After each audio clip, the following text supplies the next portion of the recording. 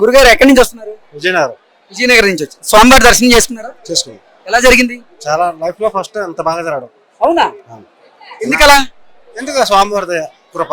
Okay. స్వామివారి మహాప్రసాదం లడ్డు రుచి చూసారు కదా, ఎలా ఉంది? బాగుందా? గతంలో ఎప్పుడు వచ్చారు తిరుమలకి? నేను సంవత్సరం 3-4 సార్లు వస్తాను.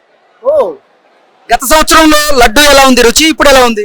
నాణ్యతలో మాత్రం తక్కువే ఇంతకు ముందు. ఓకే. నిజాయితీగా పక్షపాతం లేకుండా మాకు రాజకీయాలతో సంబంధం లేదు. చెప్పవలసిన నాణ్యత బాగా తగ్గింది, తడిగా ఉండడం.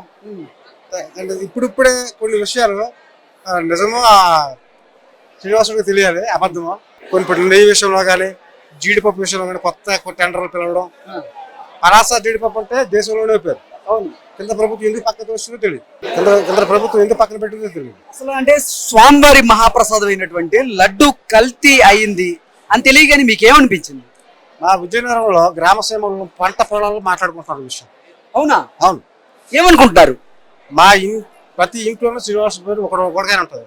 శ్రీనివాస్ అని, వెంకటేష్ అని, వెంకట్రావు అని, వెంకన్న అని. అవును. ఉత్తరాంధ్ర జిల్లాలో ముఖ్యంగా. అవును. పుట్టుదల ప్రతి ఒక్కరికి ఇక్కడికే వచ్చేస్తాం. 1000 కిలోమీటర్ల పైగా దూరం అయినా. అవును.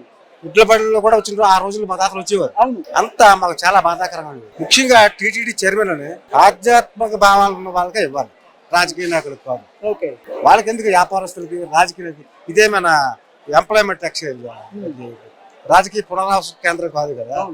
పణమూరి బాపిరాజు లాంటి వాళ్ళు, సుబ్బరాబు లాంటి వాళ్ళు, వాళ్ళు ఎవరైనా కానీ స్వామి సేవకి అంకితమైన వాళ్ళని ఇవ్వాలి. ముఖ్యంగా పరమతస్తులు కొండ మీద ఉన్నారని గుసగుసలు అనిపిస్తుంది మా జిల్లాలో. వాళ్ళందరినీ వేరే డిపార్ట్మెంట్ బదిలీ చేయాలి. వాళ్ళకి ఉపాధి పోగొట్టకూడదు. కానీ ఒక చర్చిలో హిందువులకి, మసీదులో హిందువులకి ఇస్తారా? లేదు. ఇది హిందువుల మనోభావాలకి. ఎందుకంటే హిందువులు అంటే డూప్లికేట్ సెక్యులరిజం కాదు. హిందువుని నా హక్కు, నా మతం బాగుండాలి. అవును. వేరే మతం చెడిపోయి కోరుకోండి. స్వామివారి లడ్డూ ప్రసాద విషయంలో అనుమానాలు ప్రజల్లో గాఢంగా ఈ గత వారం రోజులుగా ఎవరు తొలగించలేనంత వరకు వెళ్ళిపోయారు.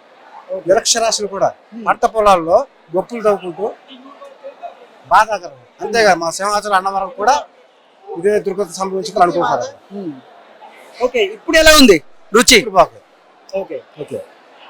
ఖచ్చితంగా అప్పుడు మేము ఉంటాం. జాతీయ స్థాయిలో శ్రీవారికి భక్తులు ఉన్నారు. అప్పుడు మేము ఉండమో తెలియదు. కానీ ఈ విషయం మాత్రం వ్యక్తిగతంగా అయితే మా ఉత్తరాంధ్ర ప్రజలు మాత్రం ఎందుకంటే మాకు ఒకటి ఉంది, రాజకీయాలు మాట్లాడకూడదు. రామతీర్థం రాముడు తలను నరికేశారు. అవును. అందుకు తెలిసింది. ఒక విధమైన మేనిఫెస్టో ఉంది దానికి. హిందూ సంస్కృతిని, హిందూ దేవులను భ్రష్టు పట్టించాలని ఒక వర్గం నాయకులు ఆ లెవెల్లో కూడా చెప్పడం కూడా మీ అందరికీ తెలిసేదే, నాకు తెలుసు. కేవలం కానీ వాళ్ళు వెంకటేశ్వర వదిలిపెట్టడం, అతనికి ఎంత అనుగ్రహమో అంతకు మించి ఆగ్రహం. వాళ్ళని గతంలో భ్రష్టు పట్టించి మరి చరిత్ర ఏమైందో. వెంకటేశ్వర స్వామి ఇలా ఉంటాడు, వాడు అతని ఆగ్రహాన్ని చవి చూస్తారు. వాళ్ళు పుట్టగతులు నిజంగా కనుక నిజమే అయితే వాళ్ళు తరతరాలుగా వంశాలు నాశనం. ఎక్కడి నుంచి వస్తున్నారు? నగరి నుంచి వస్తాం. నగరి నుంచి వచ్చారా? ఓకే. ఏంటి స్వామివారి మహాప్రసాదమైన లడ్డు కల్తీ అయింది అని తెలిసిన తర్వాత మీకు ఏమనిపించింది అసలు? అప్పుడు మామగా చూడలేదు, ఇప్పుడు తీసే వాళ్ళు బాగానే ఉంది. అంటే ఏంటి గతంలో ఎలా ఉండేది, ఇప్పుడు ఎలా ఉంది? ఇప్పుడు గతం ఉంది చిన్నది కదా ఉంది, పెద్దది లేవు. అది మామూలుగానే వస్తా ఉంది. ఇప్పుడు ఆ పొద్దు వాళ్ళు చేసిన ఇది దేవుడికి అని తెలుసు, మనం చెప్పేదానికి వీలు లేవు. ఇప్పుడు ఈయన నాయుడు గారు చేసే పద్ధతి బాగుంది. ఏంటి అన్న ప్రసాదాలు, అలాగే ప్రభుత్వం ఏర్పాటు చేసినటువంటి వస్తువులు అన్ని బాగున్నాయా? అన్ని బాగున్నాయి. ఆయన ఇప్పుడు చేసిన బాగానే ఉంది, ఇంకేం లేదు. ఎక్కడి నుంచి వస్తున్నారండి? వెనుమూరు అండి. వెనుమూరు. ఏంటి స్వామివారి దర్శనం బాగా జరిగిందా? బాగా జరిగింది. ఓకే. ప్రభుత్వం ఏర్పాటు చేసిన వస్తువులు అన్ని బాగున్నాయా? బాగున్నాయి. స్వామివారి లడ్డు ప్రసాదం ఎలా ఉంది? టేస్ట్ బాగుంది. అమ్మా ఎక్కడి నుంచి వస్తున్నారు? మెడ్రాస్ నుంచి వస్తున్నారు. స్వామివారి మహాప్రసాదం అయిన లడ్డు రుచి చూసారు కదా, ఎలా ఉంది? బాగుందా? గతంలో ఎలా ఉండేది, ఇప్పుడు ఎలా ఉంది? కొన్ని రోజుల ముందు గట్టిగా ఉంటా ఉండేది కొంచెం, ఇప్పుడు కొంచెం బాగానే ఉంది. అవునా? ఇక్కడ ఏంటి ప్రభుత్వ ఏర్పాట్లు ఎలా ఉన్నాయి? ఆడ ఫ్రీగా ఇచ్చిన లడ్డు కూడా ముందు టేస్ట్ ఉండదు, ఎండిపోయినట్టు ఉంటది. ఇప్పుడు చాలా బాగుంది. రెండో లడ్డు తీసుకుంటామని పోయి అడిగితే ఈయనని చెప్పేసినారు, వచ్చేసినాము. ఇప్పుడు లడ్డు తిన్నారు కదా, ఎలా ఉంది ఈ లడ్డు? చాలా బాగుంది. పెద్ద లడ్డు మేము ఇష్టపడి తీసుకోబోతాం. వచ్చినప్పుడంతా 10 లడ్లు తీసుకోబోతాం. 5, 10 తీసుకోబోతాం. ఏంటి గతంలో ఎలా ఉండేది లడ్డు, ఇప్పుడు ఎలా ఉంది? ముందు కన్నా ఇప్పుడు బాగుండదు, ఫ్రెష్ గా ఉండదు. అంటే గతంలో ఎలా ఉండేది? గతంలో ఇది ఉన్నది ముందు గట్టిగా ఉంటుంది, ఇప్పుడు కొంచెం ఫ్రెష్ గా ఉండదు, మార్చున్నారు. స్వామివారి మహాప్రసాదం ఎలా ఉంది? అంటే అన్న ప్రసాదం గానీ లడ్డు గానీ తినలేదు, చాలా రోజులేదు. ముందు తిన్నాం, బానే ఉన్నది. మీరు చెప్పండి, ఎక్కడి నుంచి వచ్చారు? మేము చెన్నై నుంచి సార్. అవును, స్వామివారి మహాప్రసాదం లడ్డు ఎలా ఉంది? లడ్డు చాలా బాగుంది. మేము ఇప్పుడుండే ప్రసాదం చాలా బాగుంది. అదే అడిగారు కదా, 2వ లడ్డు అడిగాము, దొరకలేదు. బట్ ఇప్పుడు చాలా లడ్లు, నేను కూడా ఒక 30 లడ్లు కొనుక్కొని వెళ్తున్నాను. బట్ దీనికి ముందు కొంచెం డ్రైగా ఉండేది. మేము ఇద్దరు వచ్చాము దీనికి ముందు, ఒక 6 months ముందు వచ్చినప్పుడు లడ్లు ఒక 30 కొన్నాము. దాంట్లో ఒక 15 లడ్లు బాగలేదు, మాకు నచ్చలేదు. అలాగే 15 లడ్లే వాడుకున్నాము. ఇప్పుడు చాలా టేస్ట్ డిఫరెన్స్ ఉంది. నేతి స్మెల్ ఎలా వస్తుంది? స్మెల్ అదే చెప్తున్నాను కదా, ఇప్పుడు చాలా బాగుంది తినేదానికి.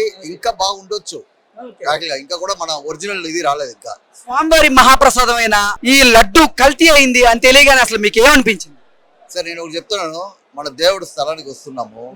దేవుడు ఏమి ఇస్తాడో దాన్ని తింటాం. దాంట్లో ఏముంది దేవుడు చూసుకుంటాడు, అది మన పని కాదు. దేవుడు ఏమి ఇస్తాడు, ఆయన స్థలంలో ఏది దొరికితాడో మనం తినాలి, అంతే. అది దేవుడు చూసుకోవాలి కదా, మనకి పని లేదు దాంట్లో. బట్ ఏమంటే మనకి మనుషులుగా మనకి టేస్ట్ డిఫరెన్స్ వస్తుంది. టేస్ట్ డిఫరెన్స్ మనం చెప్తా ఉంటాము. అది ఎట్టనే అడగవచ్చు. యాక్చువల్గా ప్రభుత్వ ఏర్పాట్లు ఎలా ఉన్నాయి? చాలా బాగుంది. అట్లా మేము అట్లా ఫ్రీ దర్శనంలో పోయి వచ్చాము ఇప్పుడు. చాలా ఎంజాయ్ ద థింగ్. దర్శనం చాలా బాగుంది. సార్ ఎక్కడి నుంచి వస్తున్నారు?